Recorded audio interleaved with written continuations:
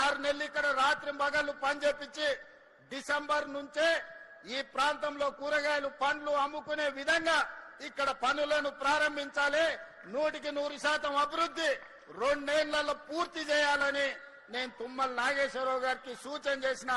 తుమ్మల గారికి వేదిక మీద నుంచి నేను మాట ఇస్తున్నా, మీకు నిధులకు ఒక్క రోజు కూడా ఆలస్యం చేయకుండా 2400 కోట్ల రూపాయలు మీకు గ్రీన్ ఛానల్లో మీకు విడుదల చేయించే పూచి నాది.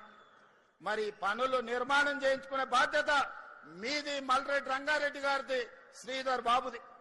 కేసీఆర్ కుర్చేసుకొని కూర్చొని పాలమూరు రంగారెడ్డి ఎత్తిపోతల కడతా అన్నాడు. కానీ ఎన్నికైన తర్వాత మందేసుకొని ఫామ్ హౌస్ లో వండుకున్నాడు. ఆయన లాక కాకుండా తుమ్మల నాగేశ్వరరావు గారికి, శ్రీధర్ బాబు గారికి మీరీడ కుర్చేసుకొని కూర్చొని ఈ ఫ్రూట్ మార్కెట్ను డిసెంబర్ లో పనులు ప్రారంభించే విధంగా మీరు అభివృద్ధి కోసం రోజుకి 24 గంటలు పనులు చేయించండి. మీకు అవసరమైన నిధులను ఏర్పాటు చేసే బాధ్యత నేను తీసుకుంటా. అదే విధంగా ఈనాడు రిజిస్ట్రేషన్ ఆఫీసులు కోట్ల రూపాయల భూముల లావాదేవీలు జరుగుతున్నాయి. ఒక్కొక్క డాక్యుమెంట్ కు 1 కోటి 2 కోట్లు ఈ రోజు రిజిస్ట్రేషన్ ఛార్జెస్ కడుతున్నారు. కానీ సబ్ రిజిస్ట్రార్ ఆఫీస్కి పోతే కూర్చోనికే కూర్చుంటుందా ఒకసారి ఆలోచన చేయండి.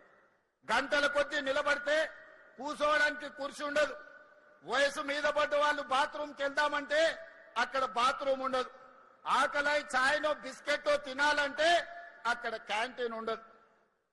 ఎక్కడనో శ్మశానానికి పోయినట్టు లేకపోతే ఎడారిలో మనకు ఏ దిక్కులేని దగ్గరకు పోయినట్టు ఉంటుంది సబ్ రిజిస్ట్రార్ ఆఫీస్.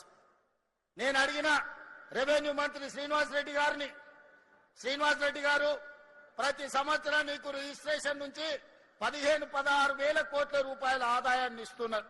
మరి ఇన్ని వేల కోట్ల రూపాయల ఆదాయం ఇచ్చే వాళ్ళు వస్తే కూర్చోవడానికి కుర్చీ లేదు, తాగడానికి ఛాయ్ లేదు, ఎక్కడ చూసినా నిలబడడానికి కూడా స్థలం లేని పరిస్థితి ఉన్నది.